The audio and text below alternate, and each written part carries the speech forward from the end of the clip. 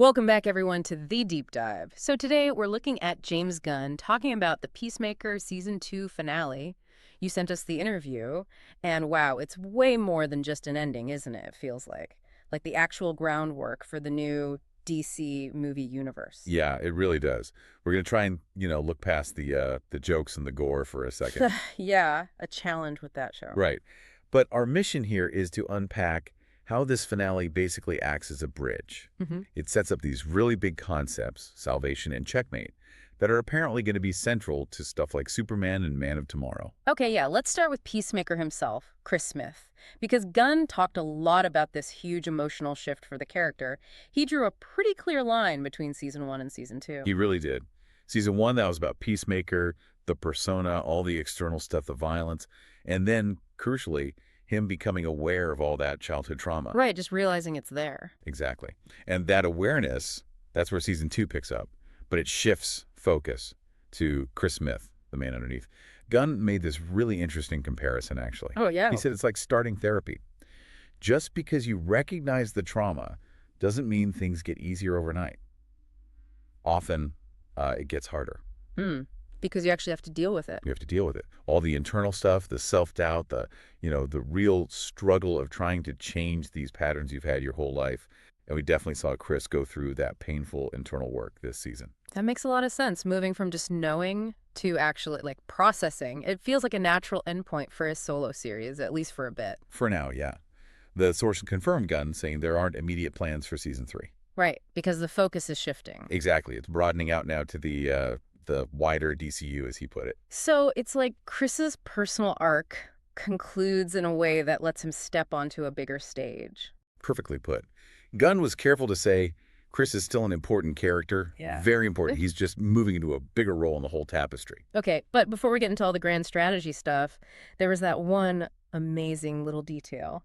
The cameo that almost happened. Oh, the Deadpool thing, yes. During that scene where they're jumping between dimensions, opening doors, apparently Ryan Reynolds' Deadpool nearly popped through one. Can you imagine? Gunn actually talked to Reynolds about it, which is hilarious. No way. Yeah, but he admitted there were pretty big hoops to jump through. Yeah. Legal stuff, logistics. The multiverse lawyers strike again. Pretty much. Yep. So close, but didn't quite happen.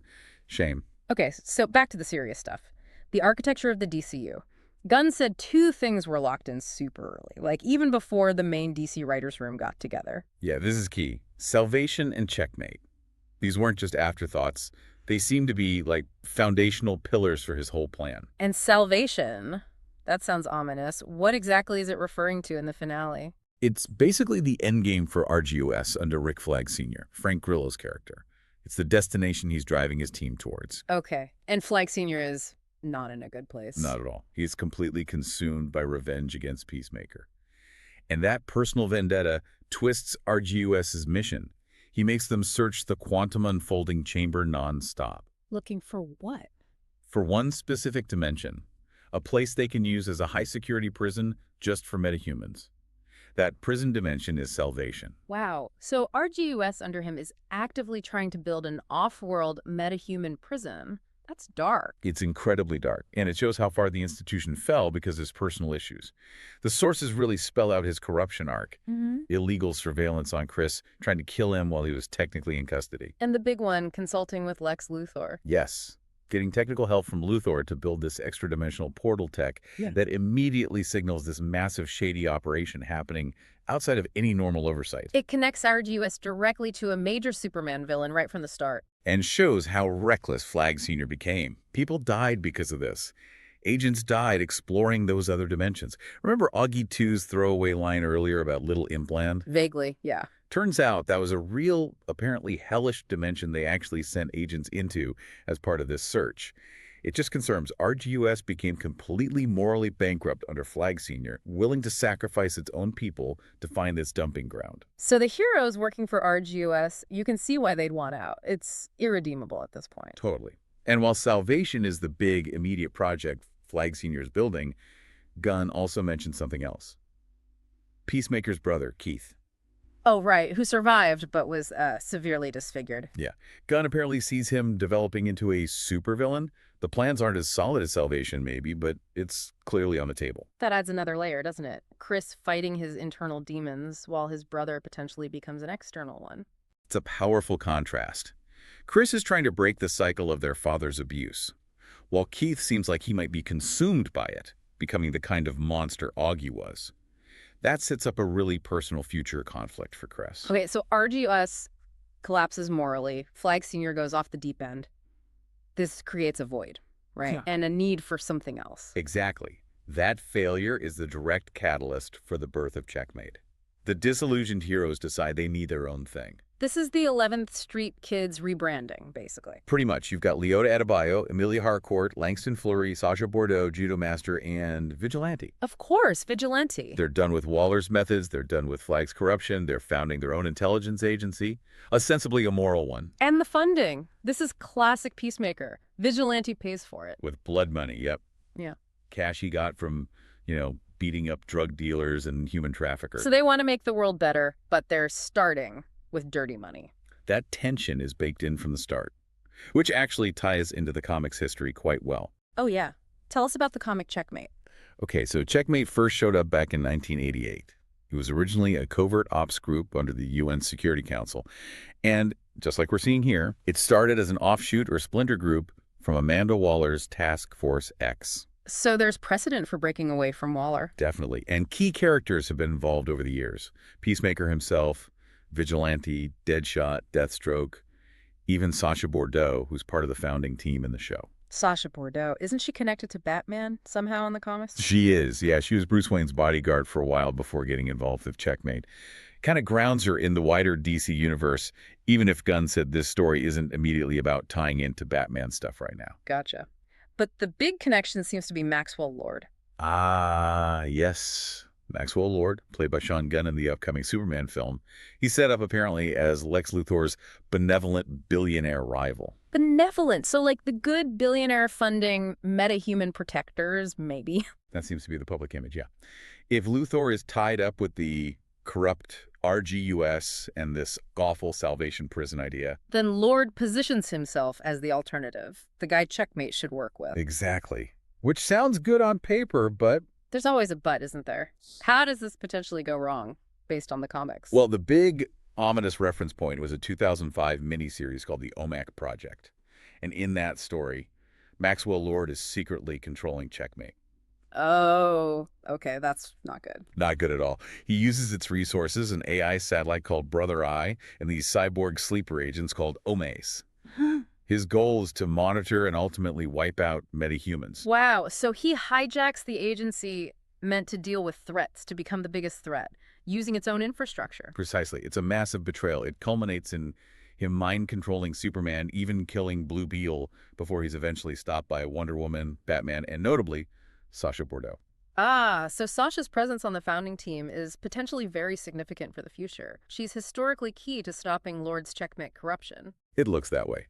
The finale seems to be positioning Lord as the real wolf in sheep's clothing for Man of Tomorrow. He looks like the good guy compared to Luthor Argius, but he might be planning to use the hero's own newly formed agency against them and everyone else. That's a lot of interconnected lore. How does Gunn plan to handle that for people who haven't seen Peacemaker? He talked about a litmus test, right? Yeah, he was pretty clear about this. His absolute #1 priority is that you, the viewer, can watch Superman or any new DCU project and be completely entertained and understand it without knowing any of the Peacemaker backstory. So the movie has to stand entirely on its own. Entirely.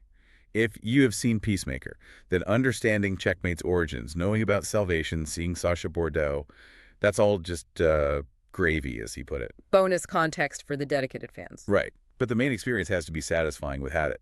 The film is the meal, the rest is seasoning. That makes sense. And it sounds like he has a clear path forward himself. He knows the next few films he's directing. Confirmed. Yeah. And they're all part of this one big story, weaving together Salvation, Rick Flag Sr.'s legacy, Lex Luthor, Superman. It's all connected. And Peacemaker himself isn't totally sidelined. Nope. Chris Smith's story continues in Creature Commandos, the animated series. Gunn did clarify something interesting there, too. The Rick Flag in that series isn't Flag Sr. Oh. It's a different Flag, apparently still flawed, makes mistakes, maybe thinks he's smarter than Waller, but not the same guy who went full villain. Okay, good distinction. And what about the Waller series? Any updates there? That one sounds like it's had a bit of a rockier road, according to Gunn. He basically said he won't greenlight something unless the scripts are really working. Fair enough. Quality control. Right. But he loves working with Viola Davis and hopes she'll be back as Waller. But regardless of when that specific show happens, the big takeaway is Checkmate is now officially a thing. It's established. It exists in the DCU now. It exists, and it's going to be a major part of the landscape moving forward. The political intrigue, the meta-human conflict, Checkmate is right in the middle of it. And just to reiterate, this whole Checkmate setup, Sacha Bordeaux, it's not about setting up Batman right now. Gunn was clear on that. The focus is the institutional struggle, the meta-human politics, the stuff directly impacting Superman's world, not really about immediate Bat family ties, despite Sasha's comic history. Okay, so wrapping this all up, what does this mean for you listening right now? Basically, Peacemaker Season 2 did its job. It wasn't just about Chris Smith's journey anymore. No, it became the launch pad. It formally set up the core conflicts and the key organizations, Checkmate versus R.G. Sluthor, the looming threat of Maxwell Lord, and this terrifying concept of the Salvation Prison. We watched the 11th Street kids break away from the corruption of Arduous to form Checkmate. Their goal, explicitly stated, is to make the world better. Yeah, noble goal. But founded with Vigilante's blood money and now potentially facing this alliance or conflict with Maxwell Lord. The benevolent billionaire who, if the comics are anything to go by, represents the ultimate corruption of Checkmate's power, aiming for total control, not a better world. So here's the thought to leave you with. Checkmate was born out of a desire for moral clarity, escaping RGUS.